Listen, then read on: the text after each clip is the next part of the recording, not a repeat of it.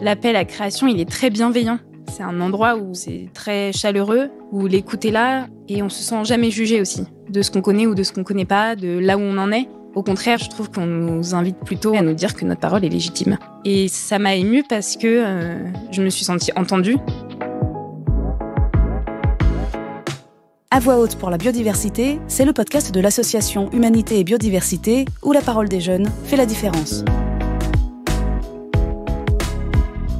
Aujourd'hui, faites la connaissance de Julie Varta. Découvrez son parcours, l'origine de son engagement, ses réflexions sur la transition écologique et les projets qu'elle porte pour notre avenir et le bien commun. Je m'appelle Julie Varta-Bédian. Julie Varta, c'est mon nom d'artiste. J'ai 27 ans et je suis comédienne et autrice, compositrice, interprète.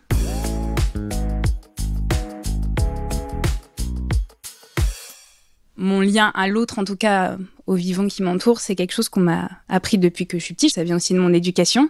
J'ai le souvenir d'avoir toujours été émerveillée, voire fascinée par la nature qui m'entoure. J'ai pas eu de prise de conscience dans ce sens-là, mais par contre, j'ai eu une prise de conscience dans le fait que les valeurs qui étaient importantes pour moi face à ça, j'avais envie de les partager. Et c'est une prise de conscience qui est venue tard, je trouve. Pour moi, j'aurais bien voulu avoir cette envie-là plus tôt. En fait, ça m'a beaucoup posé la question aussi de l'engagement et ma légitimité. Je crois que c'est important pour moi aujourd'hui de faire part de mon engagement. Et au final, c'est un engagement qu'on a toutes et tous, je pense, qui passe par un moyen différent selon chacun. Et c'est ça que j'apprends de plus en plus aujourd'hui.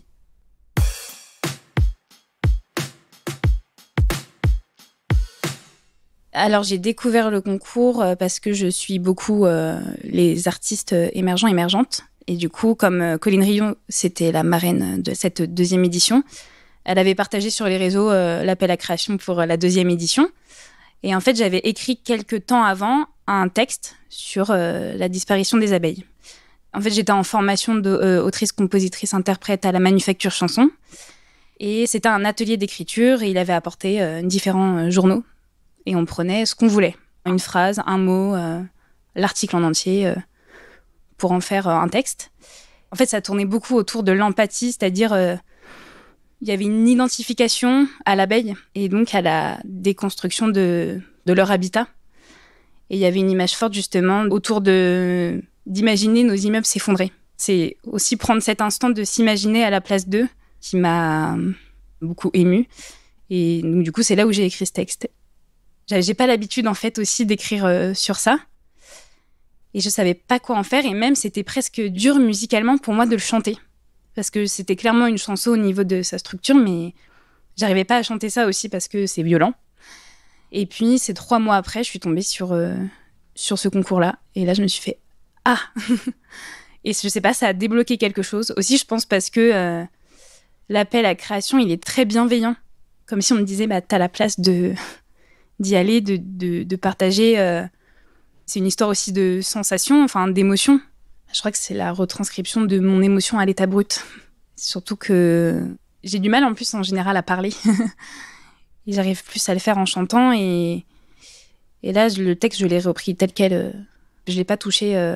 Et je me souviens m'être mise au piano et juste repenser aussi à l'émotion que ça m'avait fait la première fois que j'avais lu cet article.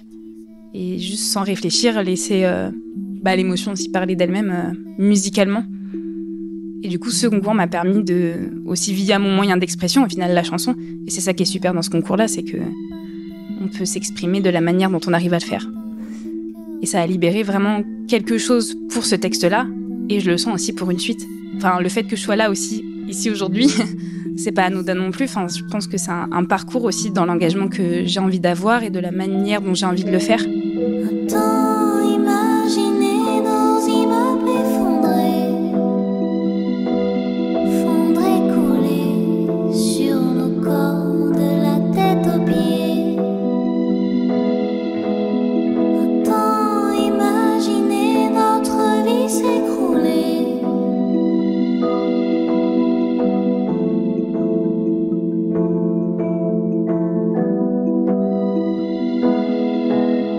Travailleuse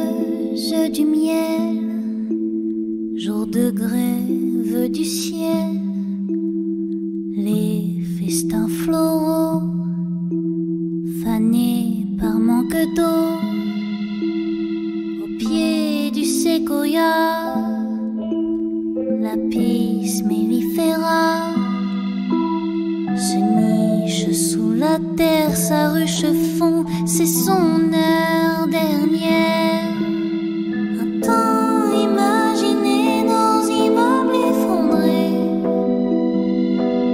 fondre et couler sur nos corps de la tête aux pieds. Un temps imaginé, notre vie s'écrouler.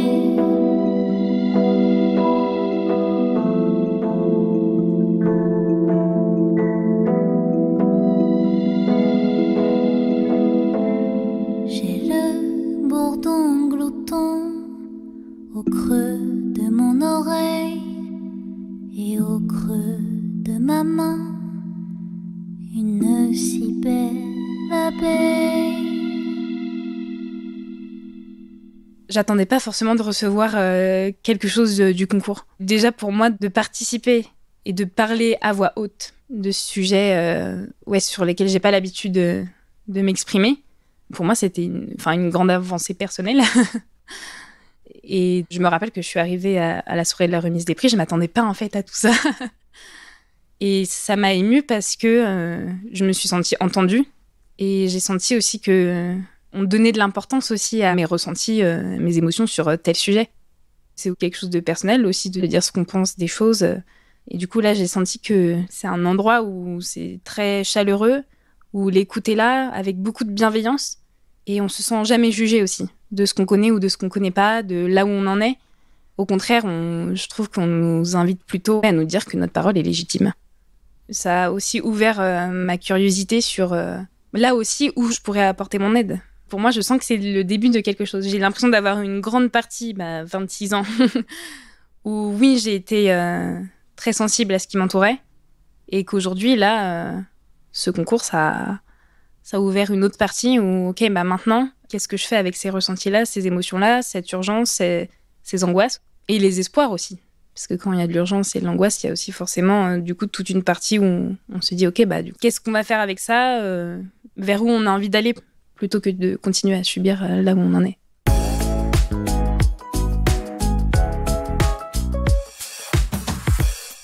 Donc je pense que ma prise de conscience, aujourd'hui, elle m'a permis de me dire que j'avais de plus en plus envie, artistiquement, aussi d'aller vers ces sujets-là. Mais en même temps, ça m'a fait aussi me rendre compte que c'était déjà le cas. Je crois que c'est plutôt ça. En fait, j'ai pris conscience que la base de ce qui était important pour moi était là, dans mon travail depuis toujours. Peut-être aussi parce que ça me paraissait, je sais pas, logique. Et du coup, aujourd'hui, je sais pas, ça peut être aussi bien dans les représentations que je peux faire avec la compagnie théâtre dans laquelle je travaille. On travaille beaucoup autour des thématiques des origines, mais dans le sens large du terme, dans le sens où, de là où on vient, de comment on se construit avec les autres et comment de notre identité on vit aussi collectivement. On commence aussi à faire des performances autour de l'écologie pour du jeune public.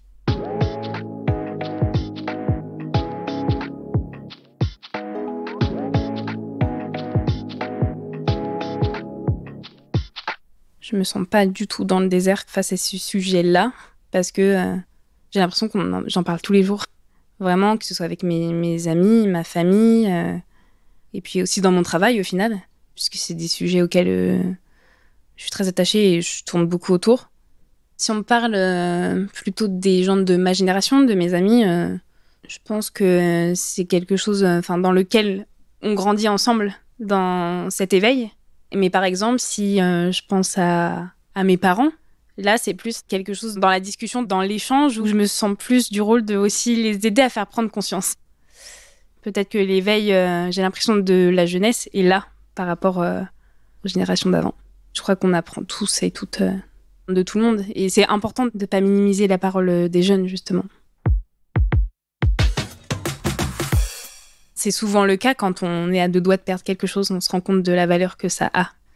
Et du coup, là, de plus en plus aussi d'entendre que les choses vont mal ou qu'il y a telle espèce qui disparaît. Je pense que ça peut être un moteur, en tout cas, pour se dire, ok, là, même si c'est des petits pas, Là, j'ai envie d'en faire de plus en plus. Je pense que je suis déjà une artiste engagée sur ces questions, du coup. C'est pas forcément facile de se dire qu'on l'est, mais en fait, on peut être engagé de tellement de manières différentes. Même si, par exemple, dans mon projet musical ou dans mes chansons, je parle pas tout le temps forcément de biodiversité en tant que telle. J'ai un rapport à la nature dans toutes mes chansons qui est vraiment très, très important. Je pense que la notion d'engagement, elle était là depuis longtemps, mais que j'osais pas. Oui, on en revient toujours à la question aussi de la légitimité ou oser, parce que c'est pas forcément facile d'oser élever la voix. Et de plus en plus, et notamment grâce à l'art, de plus en plus, j'arrive à le faire, et aussi grâce aux rencontres que je fais. Si on passe par le moyen d'expression qui nous correspond, c'est plus facile aussi pour oser prendre la parole. Et que c'est aussi en s'accrochant à ce qui nous anime dans la vie qu'on va arriver aussi à explorer ce qui est important pour nous. Et du coup, si j'avais pas osé aller dans le chemin de la musique parce que ça m'anime depuis toujours, j'aurais pas écrit ce texte, je me serais pas présentée à ce concours. Et du coup, j'aurais pas eu peut-être cette prise de conscience de me dire que j'ai envie de faire plus maintenant.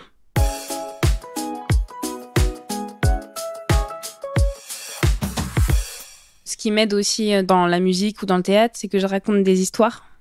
C'est aussi un très bon moyen de passer par une histoire pour avoir une distance, pour pouvoir faire aussi passer le message de la meilleure façon. Parce que l'idée, c'est de partager ce qui nous touche quand même personnellement, forcément, mais que l'autre en face de nous puisse aussi s'identifier.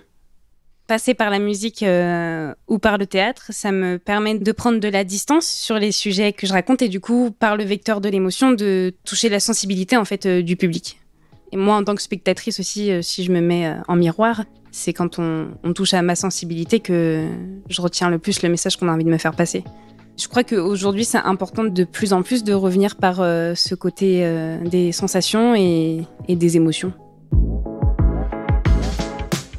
Merci à Julie Varta pour son témoignage dans À Voix Haute pour la biodiversité, le podcast où la parole des jeunes fait la différence.